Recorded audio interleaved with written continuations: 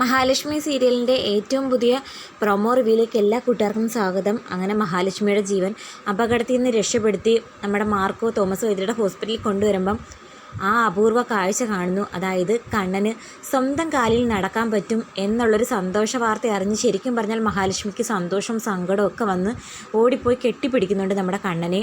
പെട്ടെന്ന് കണ്ണന് ഇത്രയധികം മാറ്റം ഉണ്ടാകാനുള്ള കാരണം എന്താണെന്ന് തോമസ് വൈദ്യർ കണ്ണനും കൂടി മഹാലക്ഷ്മിക്ക് പറഞ്ഞു കൊടുക്കുന്നു. അതായത് ഉറക്കത്തിൽ കണ്ണൻ ഒരു സ്വപ്നം കണ്ടു എന്നും കുറച്ച് ഗുണ്ടകൾ മഹാലക്ഷ്മി വന്ന് തട്ടിക്കൊണ്ടുപോയി കൊല്ലാൻ ശ്രമിച്ചു. പക്ഷേ കണ്ണൻ സ്വപ്നം കണ്ടതിൽ അവസാന ഭാഗം മാത്രം അതുപോലെ നടന്നില്ല, ബാക്കിയെല്ലാം അതുപോലെ തന്നെ നടന്നു എന്ന് വൈദ്യര് പറയുമ്പോൾ കണ്ണനാണെങ്കിൽ ആകെ ഷോക്കായി നോക്കുന്നുണ്ട്. അതായത് കുറച്ച് ഗുണ്ടകളാണ് മഹാലക്ഷ്മിയെ തട്ടിക്കൊണ്ടുപോയത്.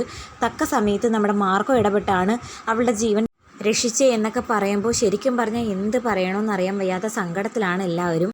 മാത്രമല്ല കണ്ണൻ എണീറ്റ് നടക്കാൻ തുടങ്ങിയതിൻ്റെ സന്തോഷത്തിലും ഒരിക്കലും തനിക്കൊരു ദാമ്പത്യ ജീവിതം ഉണ്ടാകത്തില്ല, ഒരു കുഞ്ഞുണ്ടാകത്തില്ല എന്നൊക്കെ പറഞ്ഞവരുടെ മുമ്പിൽ തൻ്റെ കണ്ണേട്ടന് യാതൊരു കുറ്റവും കുറവും ഇല്ലെന്ന് അറിയിക്കാൻ പറ്റിയ ഒരു നിമിഷവും കൂടിയാണ്.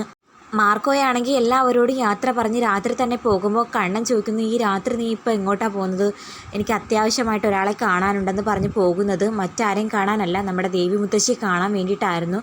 ദേവി മുത്തശ്ശി മാർക്കോയോട് ചോദിക്കുന്നുണ്ട്, മഹാലക്ഷ്മിയുടെ ജീവൻ അപകടത്തിൽ നിന്ന് രക്ഷപ്പെടുത്തിയല്ലേ?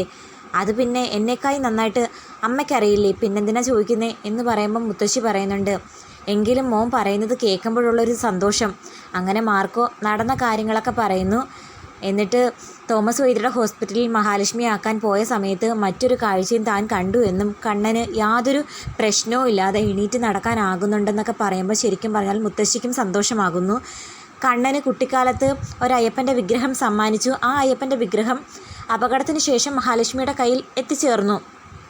അത് സാധാരണ ഒരു അയ്യപ്പ വിഗ്രഹമല്ല, ദൈവിക ചൈതന്യമുള്ളൊരു വിഗ്രഹം തന്നെയാണ്. അയ്യപ്പൻ്റെ സഹോദരനായിട്ടുള്ള മുരുകൻ്റെ വേലാണ് നമ്മുടെ മാർക്കോയ്ക്ക് കുട്ടിക്കാലത്ത് നമ്മുടെ ദേവി മുത്തശ്ശി കൊടുത്തിട്ടുള്ളത്. അപ്പം മുത്തശ്ശി പറയുന്നു, മോൻ്റെ പോക്കറ്റിലുള്ള ആ വേൽ ഇനി തന്നേക്ക്, അത് കുറേ വർഷമായില്ലേ, പഴക്കമായില്ലേ, പുതിയൊരു വേൽ തന്നേക്കാം എന്ന് പറഞ്ഞ് പുതിയൊരു വേൽ കൊടുക്കുന്നു. മുത്തശ്ശി സമ്മാനിച്ച ആ അയ്യപ്പൻ്റെ വിഗ്രഹത്തിൻ്റെ അനുഗ്രഹം കൊണ്ട് മാത്രമാണ് കണ്ണനും മഹാലക്ഷ്മിയും പല ആപത്തിൽ നിന്ന് രക്ഷപ്പെടുന്നത്. അതുപോലെ മാർക്കോയുടെ മനസ്സിൻ്റെ നന്മയും മറ്റുള്ളവരെ സഹായിക്കാനുള്ള മനസ്സും എല്ലാം മുത്തശ്ശി സമ്മാനിച്ച ആ വേലിൻ്റെ ഒരു ചൈതന്യം കൂടി കൊണ്ടായിരിക്കാം. അതേസമയം ഹോസ്പിറ്റലിലാണല്ലോ നമ്മുടെ മുത്തശ്ശിയും പ്രതാപനും. പുറത്തേക്കിറങ്ങുന്ന പ്രതാപൻ ഒരു കാഴ്ച കണ്ട് ഞെട്ടുന്നു. ഒരു വലിയ എമൗണ്ട് പറഞ്ഞുറപ്പിച്ച് മഹാലക്ഷ്മിയെ കൊല്ലാനായി പറഞ്ഞയച്ച ഗുണ്ടകൾ പരിക്ക് പറ്റി വേദന കൊണ്ട് പൊളഞ്ഞ് ഹോസ്പിറ്റലിലേക്ക് വരുന്നത്. അത് കണ്ട് ആകെ ഞെട്ടുന്നു പ്രതാപൻ.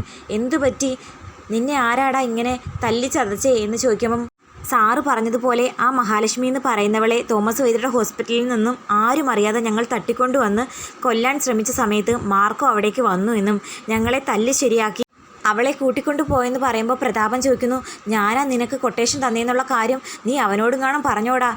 ഇല്ല സാറേ, അതിനെപ്പറ്റിയൊന്നും ചോദിച്ചില്ല, പറയാൻ പറ്റിയ സാഹചര്യവുമല്ലായിരുന്നു. പറയരുത്, ഇപ്പോൾ ഉള്ള പരിക്കിനേക്കാളും കൂടുതൽ പരിക്ക് എനിക്കുണ്ടാകും. അവൻ്റെ 2 ഇടി കിട്ടുമ്പം പറയാത്തവർ പോലും എല്ലാ സത്യങ്ങളും തുറന്നു പറഞ്ഞു പോകുമെന്ന് പറയുന്നത് കേട്ടിട്ട് പ്രതാപൻ ആകെ ടെൻഷനാകുന്നു. അങ്ങനെ മുത്തശ്ശിയോട് പോയി കണ്ട കാര്യങ്ങൾ പറയുന്നു. ഇത്തവണ നമ്മൾ അയച്ച ആ അവന്മാരുണ്ടല്ലോ, മാർക്കോയുടെ തല്ലും മേടിച്ച് നമ്മൾ കിടക്കുന്ന ഹോസ്പിറ്റലിൽ തന്നെ വന്നിട്ടുണ്ടെന്ന് പറയുമ്പം മുത്തശ്ശി പറയുന്നു, ആ അയ്യപ്പൻ്റെ വിഗ്രഹം അവരുടെ കയ്യിലുള്ളിടത്തോളം കാലം അവരെ ആർക്കും ഒന്നും ചെയ്യാൻ പറ്റില്ല. ആ അയ്യപ്പൻ്റെ വിഗ്രഹത്തിൽ ഏതോ ഒരു അദൃശ്യ ശക്തിയെ ആവാഹിച്ച് അവൾ കുടിയിരുത്തിയിട്ടുണ്ട്. അത് കയ്യിൽ നിന്ന് പോകാതെ നമുക്ക് ആർക്കും അവളെ ഒന്നും ചെയ്യാൻ പറ്റില്ലടാ. അതേസമയം തോമസ് വൈദ്യരുടെ ഹോസ്പിറ്റലിൽ വളരെ ഗംഭീരമായിട്ട് തന്നെ കണ്ണൻ്റെ പിറന്നാൾ ആഘോഷിക്കുന്നു. എത്തവണത്തെയും പിറന്നാൾ പോലെയല്ല ഇപ്രാവശ്യത്തെ പിറന്നാൾ. 12ാമത്തെ വയസ്സിൽ തൻ്റെ ജീവിതത്തിലെ സന്തോഷങ്ങൾ എല്ലാം നഷ്ടമായി എന്ന് വിചാരിച്ചെടുത്ത് സന്തോഷങ്ങൾ തിരികെ കിട്ടിയ ഒരു പിറന്നാൾ ദിവസമാണ്. അത് ഗംഭീരമായിട്ട് തന്നെ തോമസ് വൈദ്യർ ആഘോഷിക്കുന്നു. കേക്ക് കട്ട് ചെയ്ത് മഹാലക്ഷ്മിക്കും തോമസ് വൈദ്യർക്കും എല്ലാം കണ്ണൻ ഷെയർ ചെയ്യുന്നു.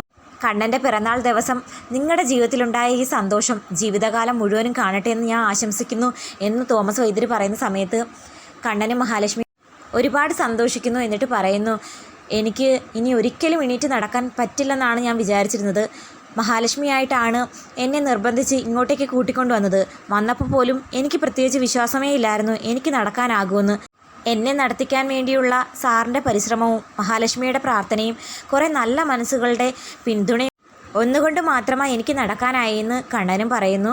അതിനുശേഷം നമ്മുടെ കണ്ണനാണെങ്കിൽ മഹാലക്ഷ്മിയോട് പറയുന്നു, തക്ക സമയത്ത് ആ മാർക്കോ വന്നില്ലായിരുന്നെങ്കിൽ ഈ നിമിഷം എനിക്ക് തന്നോടൊപ്പം ഇരിക്കാൻ പറ്റുമായിരുന്നോ? മാർക്കോ പല തവണയായി നമ്മളെ അപകടത്തിൽ നിന്ന് രക്ഷപ്പെടുത്തിയിട്ടേ ഉള്ളൂ.